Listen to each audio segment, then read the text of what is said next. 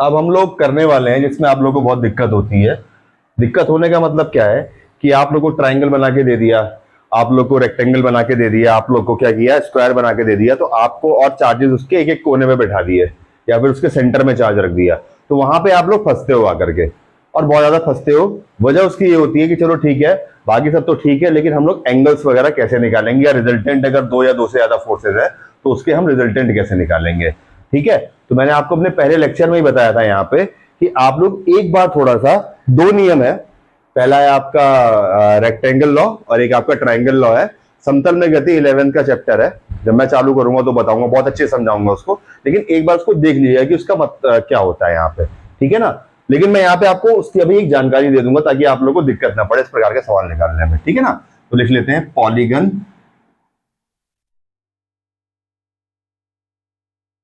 Type questions, ठीक है ना। हिंदी में लिख देता हूं, मातृभाषा वंदे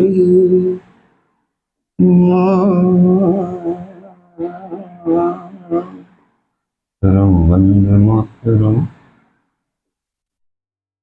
प्रश्न तो एक बड़ा पॉपुलर क्वेश्चन है। बड़ा पॉपुलर क्वेश्चन क्या है आपका, एक ये ट्राइंगल ले लेते हैं जो कि इक्विलेटरल ट्राइंगल है। इक्विलेटरल ट्राइंगल को हम लोग क्या बोल देते हैं, इक्विलेटरल ट्राइंगल को हम लोग बोल देते हैं समबाहु त्रिभुज हिंदी में, ठीक है ना। इसकी सारी भुजाएं बराबर होती हैं तथा सारे के सारे कोण आपके 60 डिग्री के होते हैं। 60 डिग्री कैसे होते हैं कि जो इसके इंटरनल होता है वो 180 डिग्री होता है, और कोण कितने होते हैं, 3 होते हैं, तो ये आपका 60 डिग्री का कोण बन जाता है, ठीक है ना। यह आपको कक्षा 5 में पढ़ाया जाता है जब ज्यामिति की शुरुआत होती है, ठीक है ना। तो ये सारे के सारे आपके 60 डिग्री के हो गए, ये भी 60 का हो गया, ये भी 60 हो गया, ये भी 60 हो गया, ठीक है। डिग्री लगा दो, बच्चे सीधे कमेंट कर देते हैं गुरुजी डिग्री तो लगाया नहीं। अभी पढ़ोगे जब डिग्री रेडियन तब उन लोगों को समझ में आएगा, पढ़ भी रखा होगा, ठीक है। अब यहाँ पे क्या कर दिया उन्होंने, एक प्लस क्यू रख दिया, एक प्लस क्यू रख दिया, एक प्लस क्यू रख दिया यहाँ पे, ठीक है। अब ये पूछ रहा है इसको नाम दे दो कुछ भी, ए हो गया, ये बी हो गया, ये सी हो गया, या इधर से ए बी सी कर लिया कुछ भी। अब ये कह रहे हैं आपको कि सी पे आप अपने बल की गणना कीजिए बाकी दो चार्जों की वजह से, ठीक है। तो जब मैं आपको पिछली बार पढ़ा रहा था बल के अध्यारोपण का सिद्धांत, तो बल के अध्यारोपण के सिद्धांत में मैंने आपको बताया था कि आप लोगों को क्या करना है कि जितने भी बल होंगे, जो उसका नेट फोर्स होगा वो उसके बलों के वेक्टर योग के बराबर होगा, ठीक है। तो देख लीजिए किस किस डायरेक्शन में लगेगा, यहाँ पे दोनों पॉजिटिव में है तो ये इसके ऊपर इस तरफ लगाएगा, और ये इसके तो ऊपर इस तरफ लगाएगा, ये इसके ऊपर इस तरफ लगाएगा, ये इसके ऊपर इस तरफ लगाएगा। यानी क्या हो रहा है, रिपल्शन लग रहा है क्योंकि दोनों सेम चार्जेस हैं। ये इसके ऊपर इधर लगाएगा, इसके ऊपर इधर लगाएगा, ठीक है ना। अच्छा, वेक्टर की खूबसूरती क्या होती है, वेक्टर को हम जैसे चाहें उस तरीके से, मतलब जैसे चाहें तो नहीं, लेकिन कई तरीके से सॉल्व कर सकते हैं। मान लीजिए अगर मैं इसका रिजल्टेंट बनाने के लिए जाऊं तो या तो ये वेक्टर ले लूं, ये वेक्टर ले लूं, या तो ये वेक्टर ले लूं, शायद तो ये वेक्टर ले लूं, मुझे कोई फर्क नहीं पड़ने वाला है इसका, ठीक है ना। तो मैं क्या करूंगा इसका कि इसका बार वाला वेक्टर निकाल लेता हूं। भाई वेक्टर क्या होते हैं, अगर दिशाएं अलग अलग हैं और एक ही अक्ष पे हैं यानी उनके मान बराबर है, खाली दिशाएं अलग अलग है, ठीक है ना। दिशा में बाद में हम लोग करेंगे, ठीक है। तो क्या कर दिया आपने यहाँ पे, ऐसे बना दिया इसको, अरे थोड़ा सा टेढ़ा हो गया और हमारा क्यू छुप गया, तो यहाँ पे सो लिख लो सी, और ये प्लस क्यू हो गया, ये सी डायरेक्शन में आपका आगे की तरफ हो गया। जब मैं आपको पढ़ा रहा था कूलाम के नियम व न्यूटन के गुरुत्व के नियम में समानता है, तब मैंने बताया था आपको कि ये दोनों के दोनों बल अपने अक्ष के ऊपर काम करते हैं, अपनी एक्सिस के ऊपर काम करते हैं, यानी कि इसके जो रिजल्टेंट पॉइंट होंगे वो या तो इधर होंगे, या तो इधर होंगे, या तो कहीं बीच में होंगे। अभी मैं आपको अगले लेक्चर में बताऊंगा कि कहीं पे बैलेंसिंग कैसे होती है। बैलेंसिंग का मतलब क्या होगा कि भाई आपके फोर्सेज इधर उधर नहीं होंगे एक पॉइंट पे इंट्रोड्यूस कराने से, ठीक है ना। तो ये इसी अक्ष पे काम करेगा, तो चाहे इधर वाला ले लो चाहे इधर वाला ले लो, ठीक है। अब जब इसने काम करना चालू किया तो उसने इधर काम करना चालू कर दिया, भाई अक्ष पे ही होगा, और इन दोनों के बीच का एंगल कितना हो गया, 60 डिग्री हो गया, ठीक है। तो जब ये 60 डिग्री हो गया आपका आकर के, तो 60 डिग्री होने पे क्या हो गया, क्योंकि भाई अपोजिट एंगल है पैरेललोग्राम के, ठीक है। अब इसमें लॉ ऑफ पैरेललोग्राम इंट्रोड्यूस कर लो। आपने क्या कर लिया, इस वाले के सामने बढ़ा लिया और इस वाले के बराबर, इसके बराबर एक वेक्टर यहाँ बढ़ा लिया। जो ये डॉटेड लाइन होती है बेटा, कहीं भी आपको ये लाइन दिखे या डॉटेड लाइन दिखे, इन दोनों में फर्क क्या होता है? डॉटेड लाइन का मतलब क्या होता है कि या तो ये आपका वर्चुअल है यानी कि आभासी है, या फिर क्या है कि इसको हमने मन से कंस्ट्रक्शन किया है आप लोग को समझाने के लिए। ये आप लोग को नहीं बनाना है, ये जिन्होंने 11th में पढ़ा है उनके उनके लिए नहीं है। जो थोड़ा सा लापरवाही कर गए हैं या छूट गया होगा भाई, कोई दिक्कत हो गई होगी, उनके लिए बता रहा हूं मैं। तो इसमें क्या कहा जाता है पैरेललोग्राम के नियम के अंदर कि जो बल की दिशा होगी, बल की दिशा आपके जो इसका डायगनल होगा, इसके डायगनल की डायरेक्शन में होगी, तो ये क्या हो जाएगा? रिजल्टेंट हो जाएगा। ठीक है ना। पैरेललोग्राम क्या होता है? पैरेललोग्राम के बारे में पढ़ा होगा आपने कि भैया दोनों इसके जो भुजाएं आमने सामने के बराबर होती हैं और आमने सामने के कोण आपके बराबर होते हैं। ठीक है ना। तो ये 60 डिग्री का हो गया, और जो इसका डायगनल होगा इसको ठीक 30 डिग्री में बांटेगा यहां से। ठीक। इस नियम का स्टेटमेंट क्या था? तो ये समझ में आ गया नहीं आ गया बेटा? इसको देख लेना, मैंने इसलिए बता दिया, आप लोग कभी जाकर के कंफ्यूज ना हो। इसका मतलब होता है, इसको हम लोग बोल देते हैं वर्चुअल लाइन। वर्चुअल लाइन का मतलब क्या है कि जैसे आप लोग अभी पढ़ोगे जाकर के ऑप्टिक्स पढ़ोगे, तो ऑप्टिक्स के अंदर आपको उसको बहुत देखने को मिलेगा कि भाई जहां पे काटती हुई प्रतीत हो रही है तो वहां पे ये वाली लाइन मिलेगी, और जहां पे वास्तव में काटेगी वहां पे ये सीधी लाइन मिलेगी आपको। ठीक है ना। इंपॉर्टेंट चीज है, बच्चों को नहीं पता होती है, मैंने बता दिया आपको। ठीक है। ये आपका 60 डिग्री हो गया, बीच में से बट गया, 30 डिग्री से हमारा कोई मतलब नहीं है। इसका स्टेटमेंट क्या होता है? इसका जो एफ नेट होगा, एफ नेट का स्टेटमेंट होता है under root F1 square plus F2 square plus 2 F1 F2 cos theta. ठीक है। ओके। तो ये आपका यहां पे एफ नेट हो गया। अब एफ की वैल्यू क्या है? अच्छा, एक मेरा सुझाव आपको ये रहेगा कि जब भी आप यहां पे एफ की वैल्यू इस टाइप के क्वेश्चन में निकालने के लिए जाए, तो आप पहले एक स्टेटमेंट यहां दे दें कि let K equals to 1/4 pi epsilon naught. ठीक है ना। तो इससे क्या हो जाएगा, ये बार बार इतना ड्रामा लिखने की आपको जरूरत नहीं पड़ेगी, आप के करके मान लेंगे इसको और आराम से करते रहेंगे अपना। ठीक है ना। तो आपको एफ नेट निकालना है। यहाँ पे आपने क्या कर दिया इसको कि पहले F1 और F2 की वैल्यू निकाल ली। तो F1 की वैल्यू क्या हो गई भाई? सीधे सीधे K Q1 Q2 upon R square. ठीक है। इसको मान लो ये F1 हो गया, F1 हो गया, और ये आपका F2 हो गया। ठीक है ना। K Q1 upon Q2 upon R. अच्छा, इनके बीच की डिस्टेंस में लिखना भूल गया, मान लीजिए A है। ठीक है। तो बराबर है तो सारी की सारी ए ही हो जाएंगी। यहाँ पे समबाहु त्रिभुज है ना भाई, कोण भी बराबर आपके और भुजाएं भी बराबर आपकी। ठीक है ना। के Q1 Q2 upon R square हो गया आपका। अब क्या हो गया, यहाँ पे Q1 Q2 की वैल्यू रखी, तो Q1 कितना है? ये आपका प्लस Q है, तो के Q, दूसरा भी Q2 भी आपका Q है, और आर स्क्वायर क्या हो गया? ए स्क्वायर कर लिया। इसको जब आगे बढ़ाया तो के Q स्क्वायर अपॉन ए स्क्वायर हो गया। ठीक है ना। इसी तरीके से F2 लिख लो।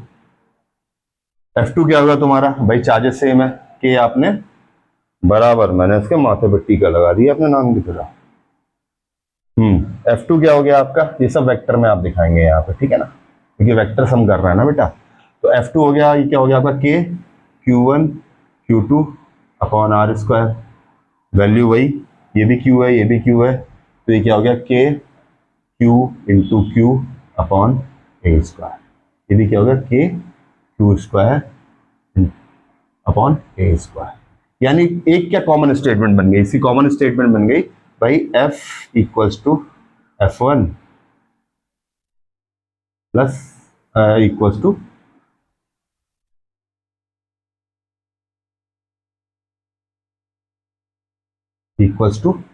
F2। ठीक है ना। अब क्या इससे हमें सहूलियत क्या हो गई? पहले ही सॉल्व कर रहे हैं, जैसे कि अब हमें F1 और F2 की वैल्यू रिजल्टेंट निकालने के लिए जाएंगे, तो हमारा ज्यादा दिक्कत नहीं होगी हम लोग को कैलकुलेशन के अंदर। ठीक है। अब यहां पे क्या हो गया आपका? जो हमारा रिजल्टेंट होगा, जो एक कॉस थीटा होगा, कॉस थीटा को देख करके घबराना नहीं है। जो कॉस थीटा होगा आपका, ये कॉस थीटा क्या हो जाएगा आपका? कॉस थीटा आपका हो जाएगा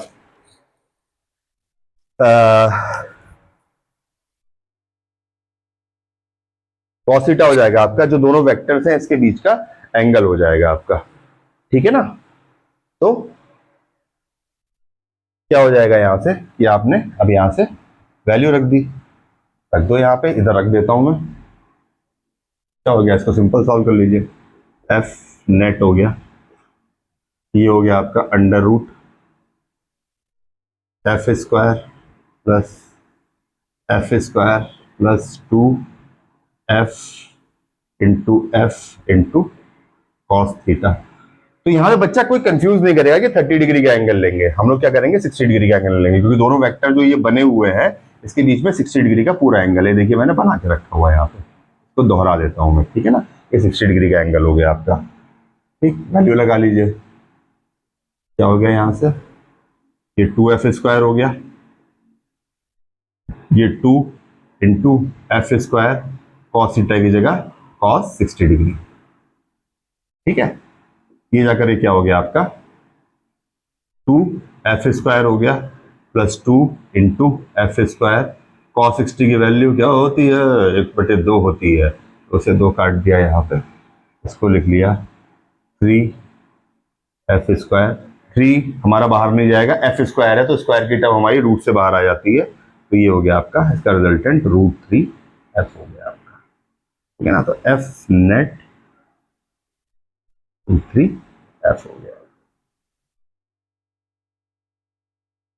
ये आपका फोर्स काम करेगा, ठीक है। ये हो गया आंसर, तो इसमें घबराना नहीं है, ठीक है। अब हम लोग अगला इसी में आगे बढ़ा लेते हैं। इसमें क्या कर दिया हमने, एक आपका एक स्क्वायर ले लिया, स्क्वायर क्या हो गया यानी वर्ग ले लिया। वर्ग लेने पे क्या हो गया आपका कि आपने वर्ग ले लिया और चारों तरफ क्यू क्यू क्यू पुट कर दिया, कुछ कर लोगे, पुट ही तो करना है, ठीक है। तो अब इसको बड़े अच्छे से बेटा याद कर लेना फॉर्मूले को, under root f1 square plus f2 square plus 2f1 f2 cos theta, जहां पर कि कॉस थीटा जो एंगल होता है दोनों वेक्टर्स के बीच का है, ठीक है ना। अब मैंने एक यहाँ पे स्क्वायर ले लिया, अभी बड़ा छोटा स्क्वायर ले लिया मैंने, थोड़ा बड़ा लेता हूँ। एक हमने स्क्वायर ले लिया, ये इसका डायगोनल्स है, ठीक है। यहाँ पे प्लस क्यू रख दिया, यहाँ पे प्लस क्यू रख दिया, यहाँ पे प्लस क्यू रख दिया और यहाँ पे प्लस क्यू रख दिया। अब तुमसे पूछा गया, इसको नाम दे दिया ए बी सी डी दे दिया। अब आपसे पूछा गया है कि भाई इसके ऊपर बताइए कि टोटल जो चार्जेस है कितना फोर्स लगा रहे हैं। तो स्टेटमेंट आपको याद होगा, फिर दोहरा रहा हूं मैं, बल के अध्यारोपण सिद्धांत से, कि जो भी आपका नेट फोर्स होता है वो आपके जितने भी वेक्टर्स के फोर्स वेक्टर्स होते हैं उनके जोड़ के बराबर होता है, ठीक है ना। तो क्या हो गया, अब देख लीजिए इसकी डायरेक्शन क्या होगी, भाई ये प्लस है तो या तो इधर कर लो या तो इधर कर लो, ठीक है। इसकी डायरेक्शन या तो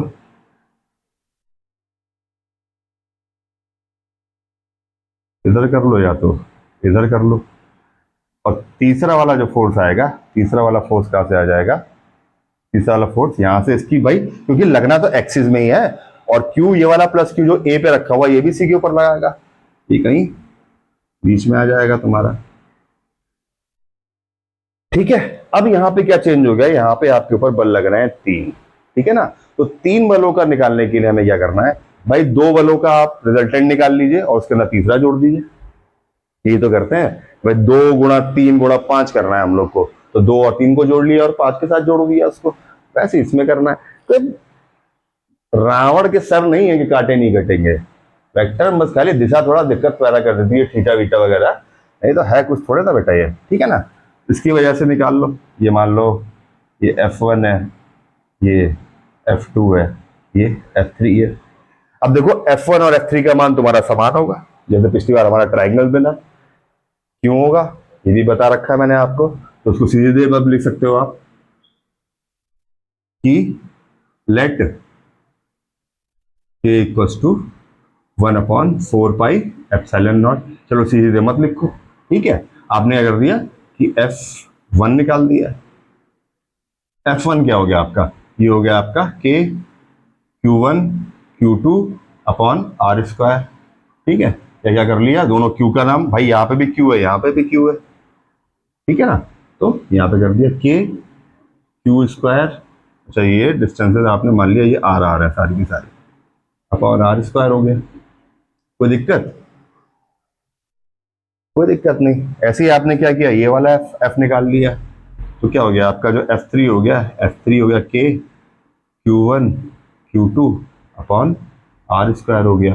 ये हो गया K Q square upon R square, क्योंकि भाई Q की वैल्यू दोनों की प्लस प्लस Q है, ठीक है ना, यानी कहीं ना कहीं पे जाकर के आपका F1 और F3 हो गया आपका, ये बराबर Fk हो गया। अब मैंने क्या बताया आपको, ये सारे के सारे वेक्टर क्वांटिटीज है, ठीक है।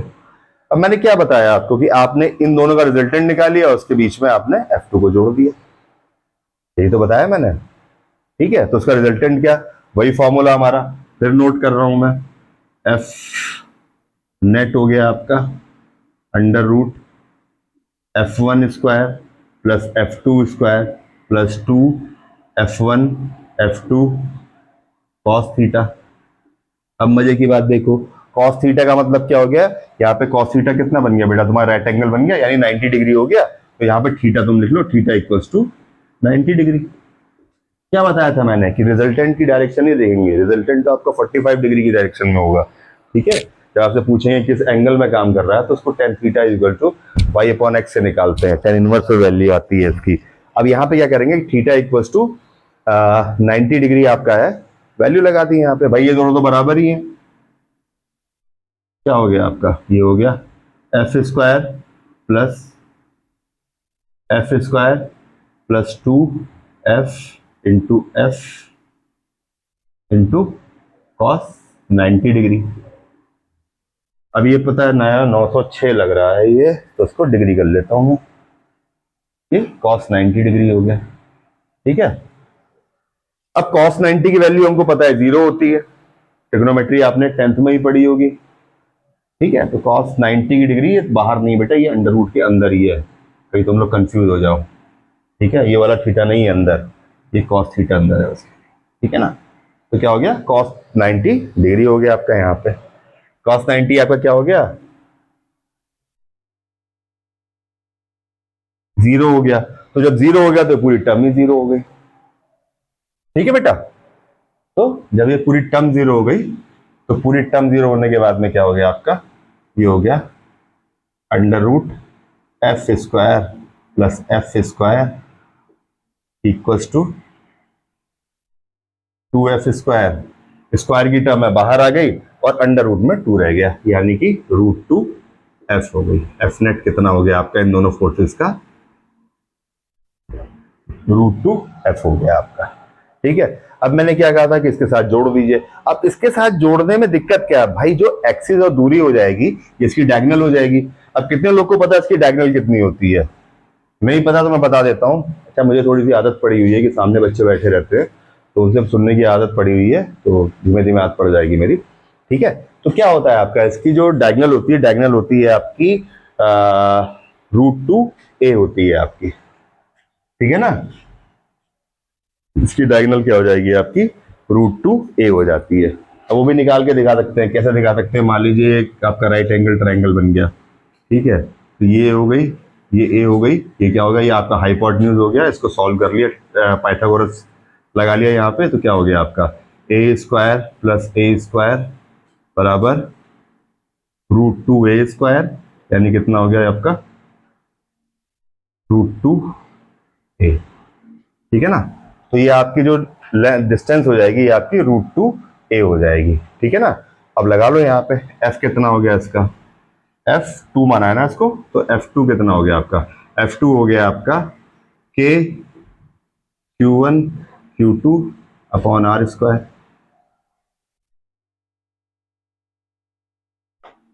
K लगा दिया, Q1 Q2 आपका QQ है, तो ये Q हो गया, और जो आपका आर स्क्वायर हो गया, आर कितना हो गया, आर आपका हो गया √2a का स्क्वायर, यानी ये हो गया आपका K Q square upon 2a square, ठीक है बेटा। परेशान करते हैं, लेकिन आपको परेशान नहीं होने देना है अपने आप को। आपको क्या करना है, इसको यहां से आपने निकाल लिया, ठीक है ना, वैल्यू आ गई आपकी। अब आपने क्या किया कि दोनों नेट्स को जोड़ दिया, के क्यू स्क्वायर आपने बाहर निकाल लिया, ठीक है। और यहाँ पे क्या हो गया, इधर से कितना आया था आपका, आया था कितना आया था, कहाँ गया भाई, अच्छा ऊपर ही है, ये हो गया आपका √2 हो गया, और के क्यू स्क्वायर जोड़ ही लो यार, सारी कंफ्यूज हो जाता हूँ इसके अंदर, ठीक है ना।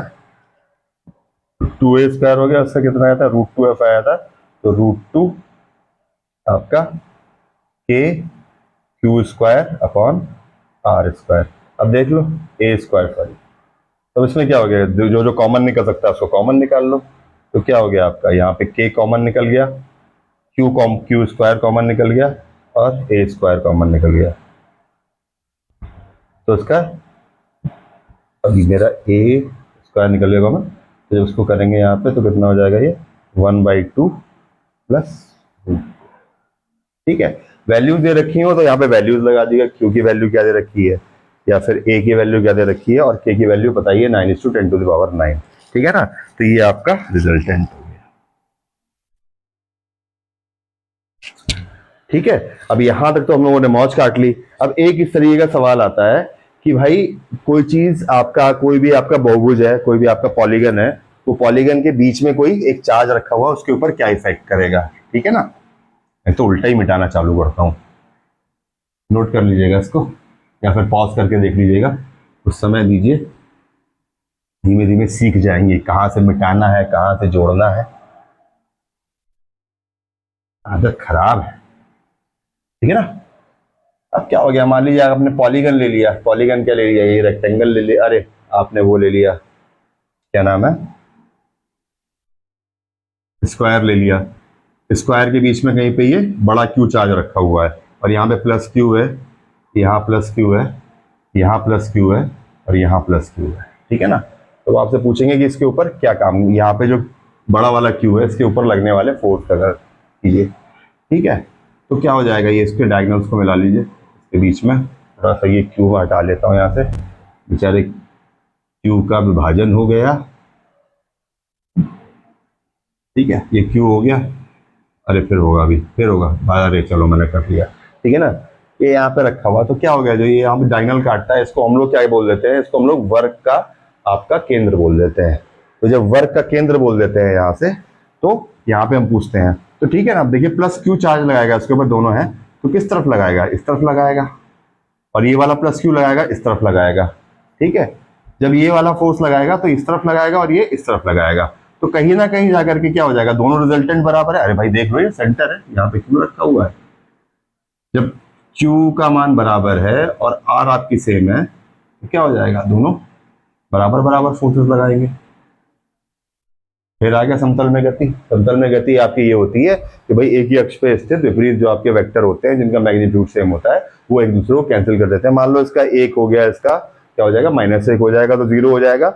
इसका -2 है, इसका -1 है, और इसका +1 है, तो ये भी आपका क्या नाम है, 0 हो जाएगा। तो किसी भी सेंटर में पूछेंगे, सेंटर यानी आपसे पूछा कि भाई एक ट्राइंगल का सेंटर है, ठीक है ना, या फिर आपका एक सर्किल है, तो यूनिफॉर्मली इसके ऊपर चार्ज डिस्ट्रीब्यूटेड है, ये भी आप आगे जाकर के गॉस के अंदर पढ़ेंगे। तो यहाँ पे अगर आपको निकालने को आ जाए, तो इनके जो भी सेंटर पे होंगे, सेंटर पे आपके फोर्सेस क्या हो जाएंगे, एफ नेट आपका ये 0 हो जाएगा, ठीक है।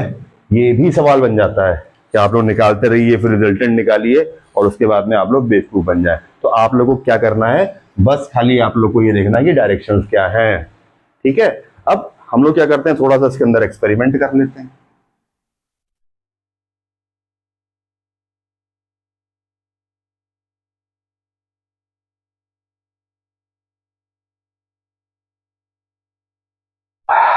गर्मी भाई कुछ कम कराइए, एसी का इस्तेमाल कम करिए, पेड़ कम काटिए, क्या कीजिए कि गर्मी का कुछ उपाय कीजिए, ठीक है ना।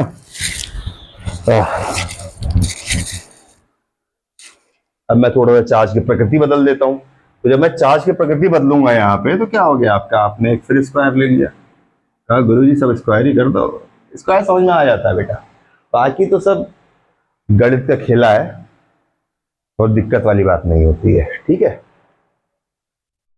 क्या हो गया यहाँ पे प्लस क्यू कर दिया, यहाँ पे क्या होगा आपका, ये प्लस क्यू हो गया, ये प्लस क्यू हो गया और ये माइनस क्यू हो गया।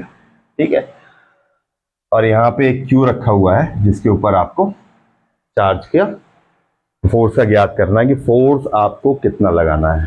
ठीक है ना, इस प्रकार के क्वेश्चन इसमें क्या होगा कि अब इसमें अब आप लोगों को घबराना नहीं है, मैं आप लोगों को एक क्वेश्चन होमवर्क में दूंगा, उसमें क्या हो जाएगा, बस खाली क्या होगा कि चार्जेस की वैल्यू बदल जाएगी आपकी। ठीक है ना, कि जैसे 3Q दे दिया, 4Q दे दिया, 5Q दे दिया यहाँ पे। ठीक है ना, इस टाइप से हो जाएगा, बाकी आपके रिजल्टेंट में कोई फर्क नहीं पड़ेगा, उस तरीके से निकालना है।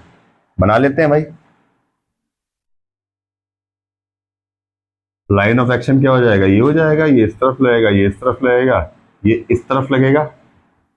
अब क्या हो गया बेटा, ये जो होगा यहाँ पे जो माइनस क्यू होगा वो इसको अपनी तरफ खींचेगा, इस तरफ खींचेगा, और जो प्लस क्यू होगा, सॉरी गलत बन गया, जो प्लस क्यू होगा ये आपको उसी तरफ धक्का देगा, यानी दोनों सेम डायरेक्शन में होगा कि नहीं होगा। ठीक है, और ये दोनों क्या करेंगे, प्लस क्यू इसको दूसरी की तरफ रिपेल करेंगे, तो ये दूसरे को कैंसिल कर देंगे, यानी ये वाली अक्ष आपकी क्या हो गई, ये आपकी कैंसिल हो जाएगी। ठीक है ना, कैंसिल होने का मतलब नहीं है कि हर बार कैंसिल हो जाएगी, हर बार क्या हो जाएगा आपका कि जैसे मैंने बताया आपको कि एक पॉइंट पे आपको निकालना है, अगर आपके कैंसिल नहीं हो रही है तो यहाँ पे आपको उसी तरीके से जो मैंने आपको प्लस क्यू वाला क्वेश्चन करवाया था उसके हिसाब से वेक्टरों के रिजल्टेंट के हिसाब से आपको निकाल देना है यहाँ पे। ठीक है, घबराना बिल्कुल नहीं है, अगर आप लोग मुझसे कमेंट में मांगोगे तो मैं आपको और अच्छे लेवल के क्वेश्चन करवा दूंगा, जैसे एनसीईआरटी के हो गए या फिर आपके क्या नाम है नीट के हो गए, नीट लेवल तक चलेंगे, वहां तक जा सकते हैं आराम से, वो करवा दूंगा। लेकिन अभी बस खाली ये बेसिक समझाने के लिए आपको एक क्वेश्चन बता रहा हूँ। ठीक है, आपसे पूछा गया यहाँ पे क्या काम हो रहा है, कैसे हो रहा है, तो इसमें क्या हो गया आपका, ये दोनों तो आपके मर गए एक दूसरे से, कैंसिल हो गए, कट गए, खत्म हो गए। ठीक है, ये दोनों बेटा एक ही डायरेक्शन में आ गए, यानी ये दोनों जुड़ जाएंगे कि नहीं जुड़ जाएंगे, अरे बताओ भाई, जुड़ जाएंगे कि नहीं जुड़ जाएंगे, बिल्कुल जुड़ जाएंगे, बिल्कुल जुड़ जाएंगे, क्योंकि ये दोनों की डायरेक्शन एक है। हमेशा याद रखिए अपोजिट डायरेक्शन नहीं, आपस में कट जाते हैं अगर सेम आपके चार्जेस हो या आपकी सेम कोई भी क्वांटिटी हो, और जो आपके सेम डायरेक्शन में होते हैं वो आपके जुड़ जाते हैं। ठीक है ना, अब यहाँ पे थोड़ा खेला आपकी डिस्टेंस करेगी, भाई ये क्यू यहाँ पे रखा हुआ है तो ये यहां से लेकर के यहां तक यही तो दूरी आपकी काम करेगी जो क्यू के ऊपर करेंगे, आर तो इसका यही रहेगा ना। तो मैंने आपको कितना बताया था, इसको डायगोनल की जो लंबाई थी और ये सेंटर है यानी इसको बीच में होगा, तो जो डायगोनल की लंबाई थी आपकी, डायगोनल की लंबाई मैंने आपको a√2 बताई थी।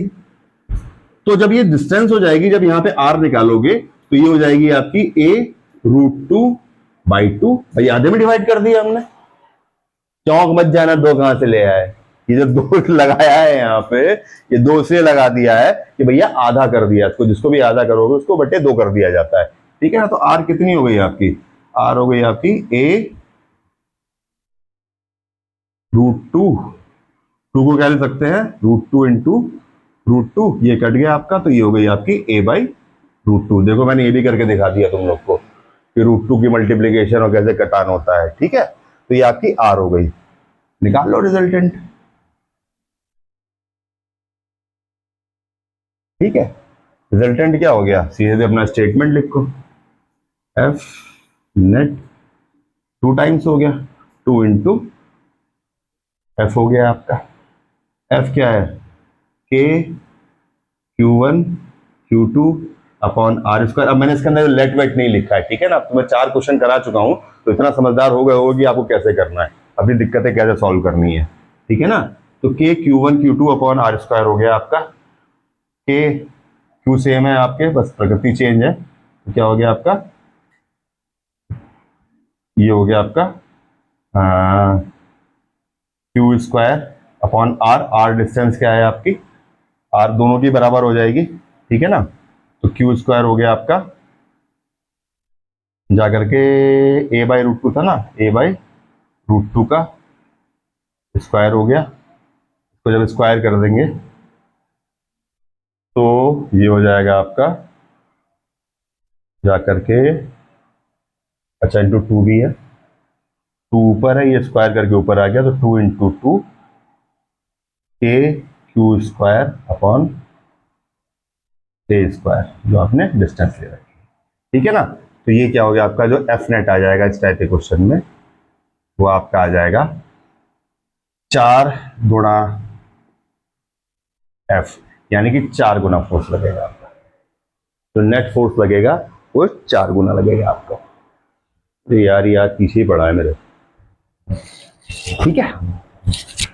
अब चलिए आज सेशन यही खत्म करने वाला हूँ। एक क्वेश्चन आपको मैं यहाँ पे देता हूँ इसी टाइप से, थोड़ा सा पूरा मिटा दूंगा ताकि तुम लोग देखो पूरा वीडियो, है ना। बढ़िया गुरुजी, यहाँ पे पैरेललोग्राम बना के चले गए और तुमने करा कुछ नहीं, ठीक है।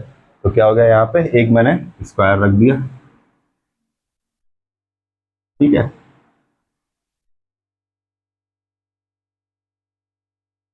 यहाँ पे मैंने क्या कर दिया, +3q, ये -3q, और ये q, और ये q, इस पे A B C D, A point पे निकाल लेना, इस पे ए पॉइंट पे आपको एफ नेट निकालना है कि तीनों चार्जेस कितना काम कर रहा है। तो उम्मीद है बेटा आज का जो सेशन है आप लोग के लिए थोड़ा सा यूजफुल रहेगा, थोड़ा सा क्या बहुत यूजफुल रहेगा। अब आप लोग का डर निकल जाना चाहिए यहाँ पे, और ये क्वेश्चन जरूर ट्राई कीजिएगा, बड़े आराम से हो जाएगा। धन्यवाद, प्लीज सब्सक्राइब कर लेना यार।